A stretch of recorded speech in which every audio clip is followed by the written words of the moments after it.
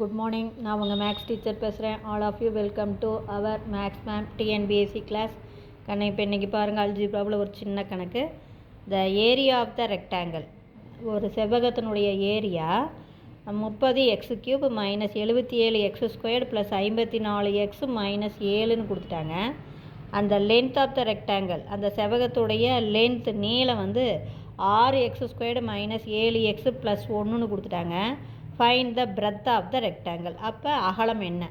Area கொடுத்துட்டாங்க, பரப்பு கொடுத்துட்டாங்க, நீளம் கொடுத்துட்டாங்க, நம்மளை அகலம் கேட்குறாங்க. நமக்கு பரப்புக்கான சுற்றளவு தெரியும். பரப்பு ஏரியா வேணும்னா L into B, length into breadth. இதில் பிரெத்து தான் நமக்கு வேணும். அப்போ பிரெத்தை மட்டும் இங்கே வச்சுக்கலாம். மல்டிப்புளாக இருக்கிற லென்த் இந்தாண்ட வந்தால் டிவைடு. அப்போ A/L ஈக்குவல் டு பிரெத்து. ஏரியாவை நீளத்தால் வகுத்தோம்னா நமக்கு அகலம் கிடச்சிரும். இப்போ பாருங்கள், ஜஸ்ட் இந்த ஏரியா இதை வகுக்க போகிறோம். இந்த ஏரியாவை இந்த நீளத்தால், லென்த்தால். அப்போ கோஎஃபிஷியன்ட் மட்டும் எழுதிக்கிங்க. கோஎஃபிஷியன்ட் பாருங்கள் 30, x³ உடைய கோஎஃபிஷியன்ட் 30, x² உடைய கோஎஃபிஷியன்ட் மைனஸ் 77, எக்ஸோடைய கோஎஃபிஷியன்ட் 54, கான்ஸ்டன்ட்டு -7.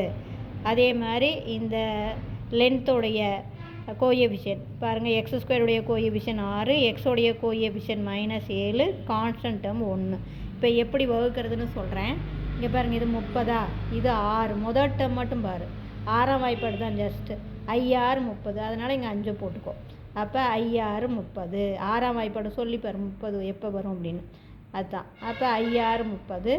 அதே மாதிரி குறிய மாற்றி பெருக்கனா மைனஸ் 7 5 35, அப்புறம் ப்ளஸ்ஸு 4 5, அதாவது இந்த 5 இது 3ஐயும் பெருக்கும். 6 பெருக்கும், அப்புறம் -7 பெருக்கும், அப்புறம் 5 பெருக்கும்.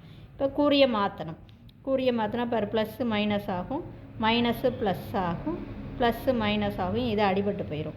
அப்போ பெரிய நம்பருடைய குறி மைனஸ். இதில் கழித்து பாருங்கள், 7ல் 5 போச்சுன்னா 2, குறி வெவ்வேறையாக இருக்கனால கழிக்கணும். 7ல் 5 போச்சுன்னா 2, 4ல் 3 போச்சுன்னா 4. சரி, 7ல் 4 போச்சுன்னா, புரியுதுங்களா? 7ல் 5 போச்சுன்னா 2, 7ல் 3 போச்சுன்னா 4. அதே மாதிரி இங்கே பெரிய நம்பருடைய குறி ப்ளஸ்ஸு. 54ல் 5 கழிச்சா 49. அடுத்தது -7 அப்படியே எடுத்து வைங்க. இப்போ பாருங்கள், இதுதான்.